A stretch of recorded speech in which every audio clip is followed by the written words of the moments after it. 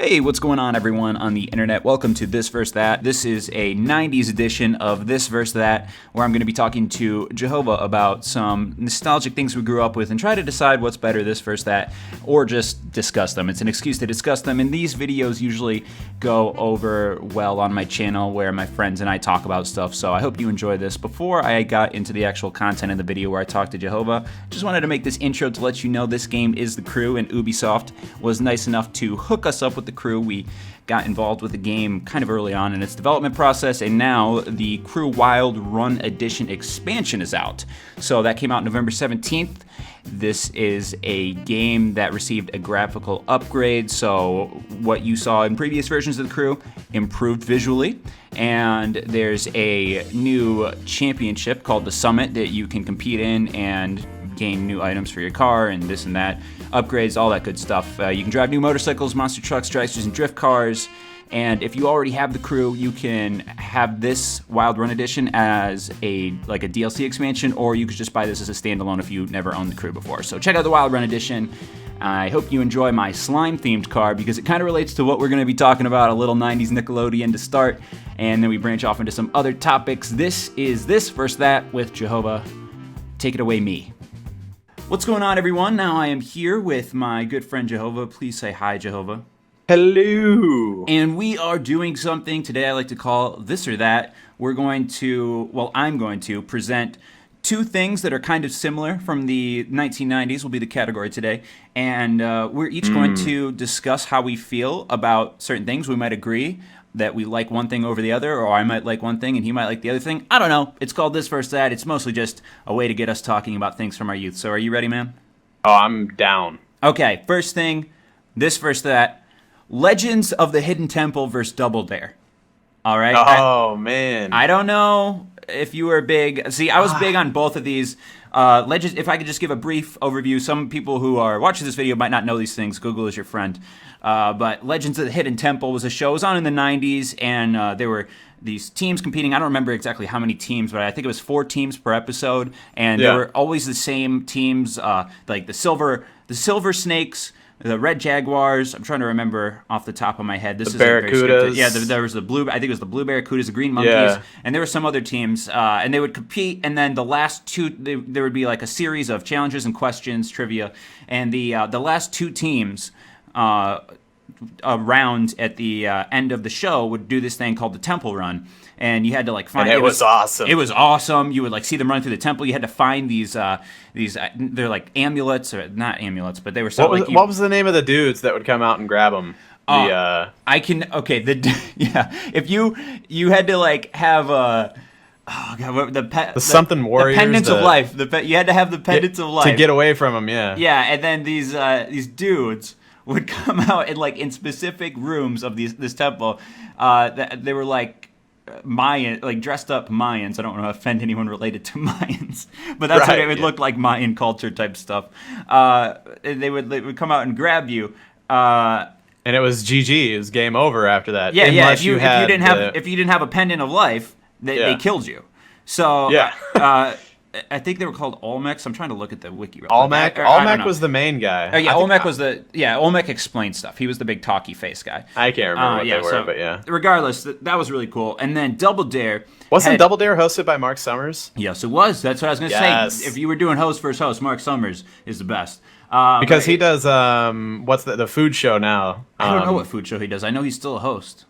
Yeah, I remember really liking Mark Summers, and I really liked Mark Summers. Yeah, dude, as a child. And Double Dare actually Unwrapped. That's what he does. He does Unwrapped. Unwrapped. I'm gonna have to DVR that. But that was actually very similar format to Legends of the Hidden Temple. They had something at the end of that show called the Obstacle Course, and it was kind of similar to the Temple Run, except you had to find these flags, and you couldn't there was a lot of slime involved usually. It was really dude, I was totally spacing on exactly what that show was, but so they would have to dig through a pool full of giant, something nasty, a birthday cake that's 10 feet by 10 feet, and they got to jump into the birthday cake and find the orange flag baked somewhere inside of the cake, and they had to find, I think, 6 flags, I can't remember. This is going to be the longest explanation of any of the This Versus That. Yeah, but it's totally worth it. It does require some backstory because they are very similar shows. So I'll just ask you first, This Versus That, would you take Legends of the Hidden Temple or Double Dare?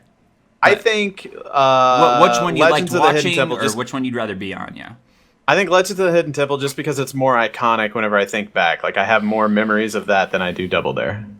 Yeah, Double Dare did have a couple of renditions. It would be canceled and then come back on. There was Double Dare 2000 and a couple of different renditions of that show. And Legends of the Hidden Temple stayed the same all the way through. It had Olmec. I myself, if I was going to go on a show, I might prefer Double Dare, to be honest. Yeah, I don't. Yeah, if I was going to go on to it, probably I would agree. I don't like the idea of, as a child, having ancient Mayans possibly run up to me in a room. I don't like the thought of that. It was creepy, dude. I remember it was creepy as a kid. Plus, it was a very physical show. Like, honestly, they did a lot, you know? Maybe I was sensitive. Yeah, but I watched that show late at night at my grandma's house because she had cable and we would stay there. And I would think to myself, man, I don't want to get touched by Mayan people, or not. That just sounds racist. Whoa, whoa. But but it was scary. And then in Double Dare, you just you jump into a giant birthday cake, or you go down a slide of slime, and that's very fun things. Yeah. So I don't know. I guess I'm Double Dare, but wasn't that the one where they always have to? They always ended up with a helmet on their head with a bucket on top of it, and they'd have to like throw something into the bucket on their teammate's head. Yeah, they got to throw and something. Then, there was one where they had to like put balloons, in an inflatable suit. If you Google Double Dare, that's one of the first ones that comes up because it looks goofy, and all this random weird stuff like seeing how many balloons you could fit. The 90's was the best. Yeah, that was a great time. So we got more 90s categories coming up. What do we have next? I have on my little list here. All right, here's a good one: Backstreet Boys versus NSYNC.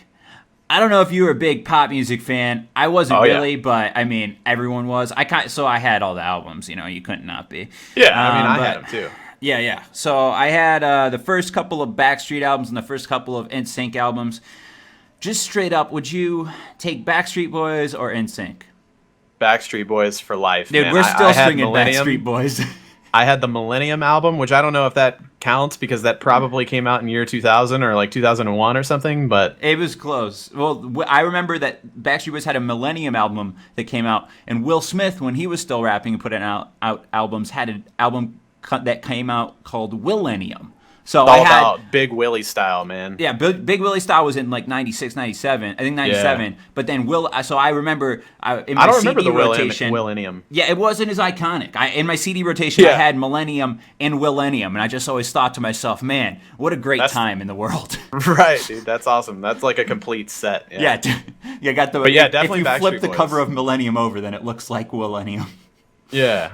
I don't know why, but for whatever reason, like because you were always a little self-conscious about like liking any of the boy band music back in, sure.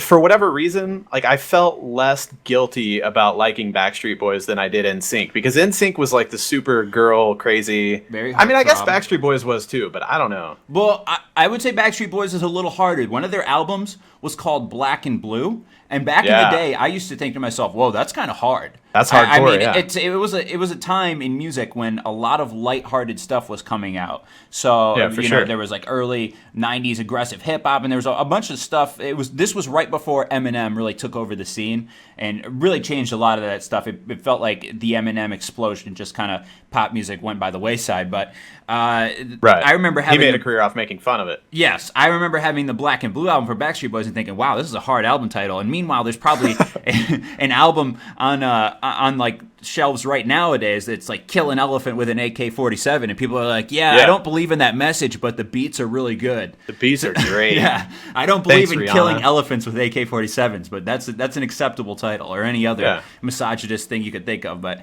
I would have to take group over group. I would have to take Backstreet Boys over NSYNC myself. Those songs are iconic, and I still sing them. I think we're going to agree on this one. But for sure. If we had to take the individuals one by one, Justin Timberlake just murks any career. Days. Yeah.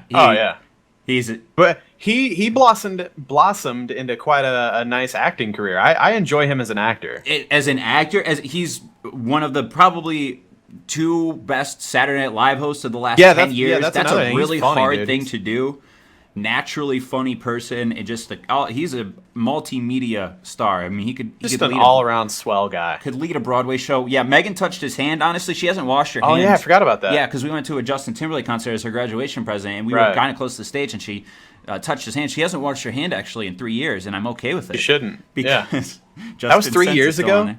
It was like 2 years ago now, I think. I remember you like texting us that happened. So that's it was crazy. A big deal in our lives. It is. We'll tell our grandchildren, and they'll just like think of it. They'll be like, "Who's Justin Timberlake?" Jesus Christ. Right. Yeah. But okay. So next category.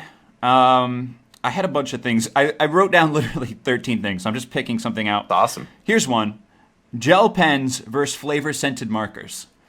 This one's fun to me because I just have a story based off of this one. So and it isn't even necessarily flavor scented markers, but I remember we had art classes growing up, or just any classes, and you had to have your little holders, your little like pencil holders at school. Right. And if you had some crazy cool gel pens, you were a real swell fellow is what I meant to say. Yeah, you were the cat's meow. If you had a certain type of gel pen and it looked cool when you're writing on paper, man, people were just like, man, what's it like to have that much money? But I don't know. I always thought that was cool for the people that had the cool gel pens and flavor scented markers. I mean, that became a real big thing. I don't know if that was in the 80s or if it just started in the 90s, but there was yellow markers that smelled like bananas and blue markers that smelled like blueberries. I'm sure this is still a thing, but it's just a really dumb thing. In general, there was a kid in an art class that I had. He would carry around, I don't know what he's doing right now. I'm guessing he's not a politician or anything very important. No offense to him. But he would carry around Sharpies and flavor-scented markers. And in art class in particular, because it was so loose in there, he would just break them out in the middle of class and start smelling. You know, he would hard smelling. Yeah, like he was breathing like breathing pretty hard. Yeah, he would offer them to like other kids, like, hey, you want to take a sniff of this?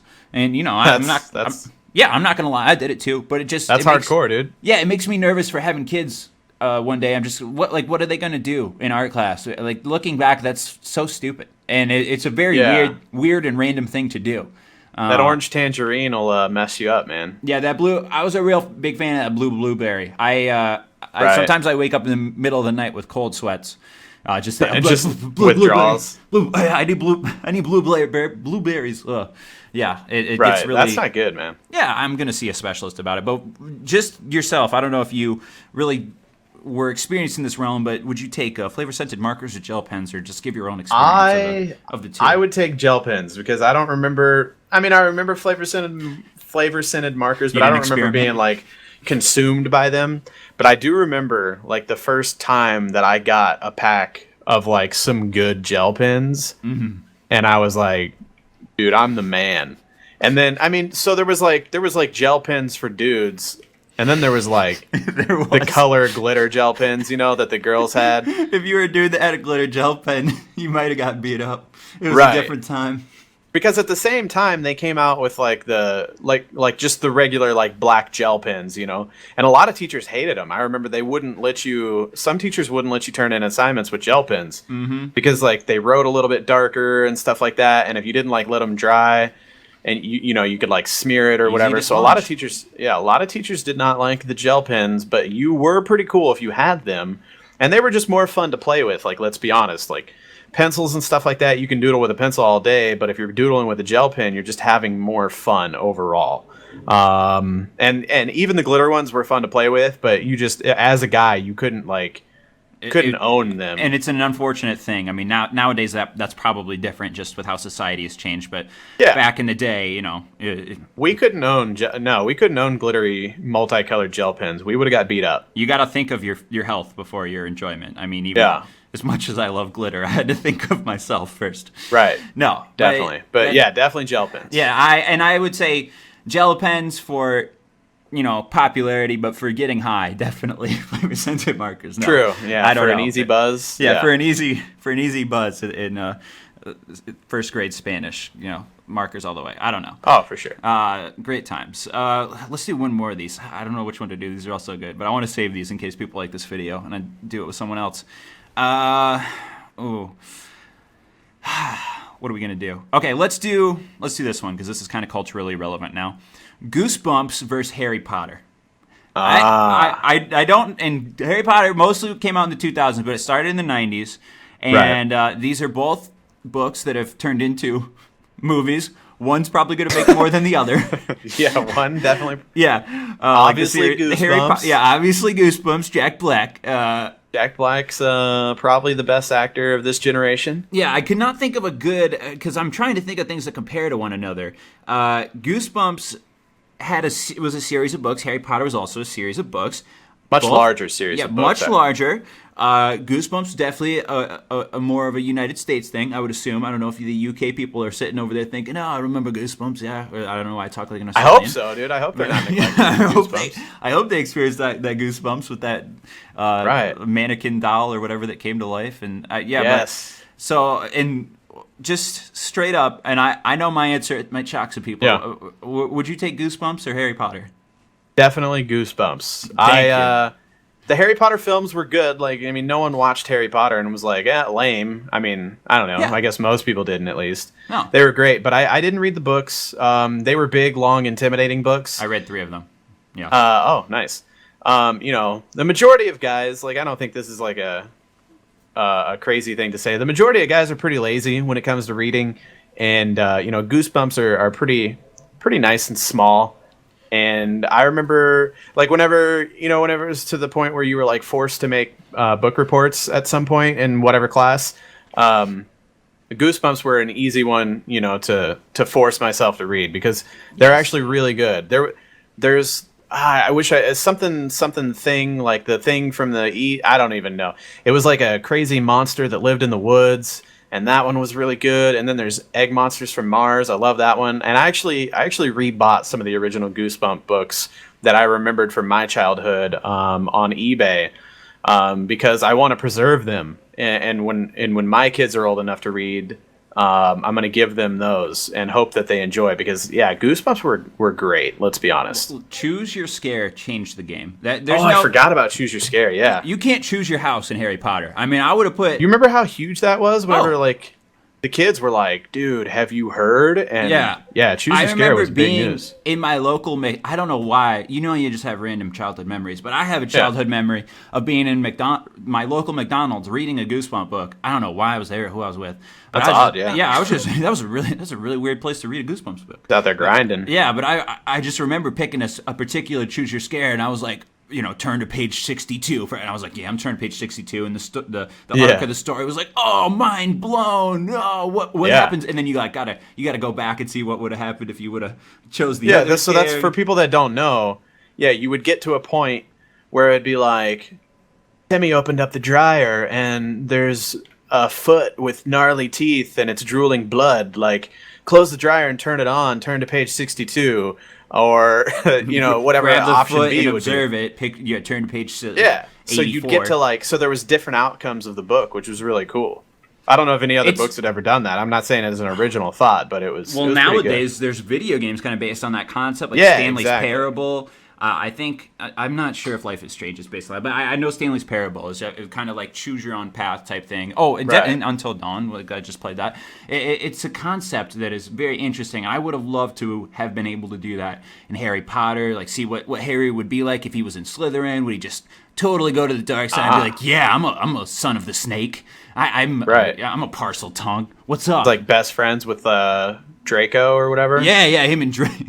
They just they start doing Draco, coke. Yeah, he went to make he went on to make Hotline Bling. Him and Draco. Yeah. Exactly. Just do coke and just have one night stands with all the girls at Hogwarts. Well, maybe there's an idea for what's her face to make even more money Rowling. That she doesn't need. Yeah, dude, because comic books have different renditions of. There was like the original Batman comic book, and then there was a darker series of like the Dark Knight, which the Christopher Nolan movies were based off of. Were based off of a rendition of Batman that came out, I think, in the 80s, literally called the Dark Knight series or something like that. I'm not super versed in comic books, but you can have different renditions of these books. So I could see, maybe in the future a graphic novel or something that's based off of Harry Potter that could be like Dark Harry Potter. Harry Potter succumbs to the dark. I mean, this guy has no parents and his aunt and uncle. That'd be crazy. I mean, just this guy. What are the chances of Harry Potter turning out to be a hero and a morally good person with all the odds that are against him? I mean, his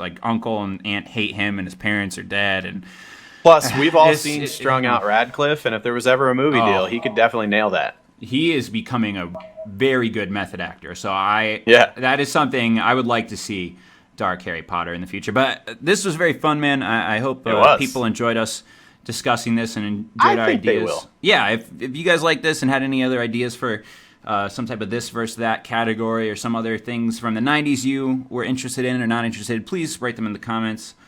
And thank you for watching. Yeah. Peace.